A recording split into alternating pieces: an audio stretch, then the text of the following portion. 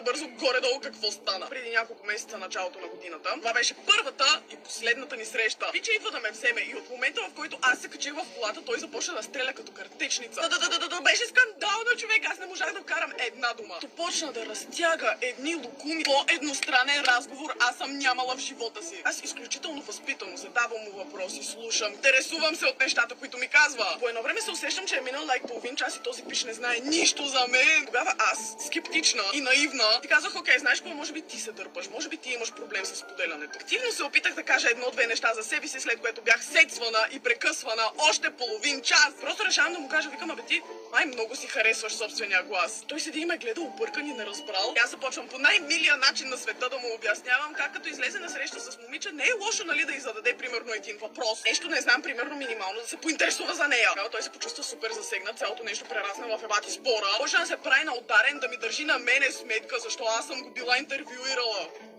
What? Още някои от нещата, които си казахме в този спор, са написани в текста на Закривай и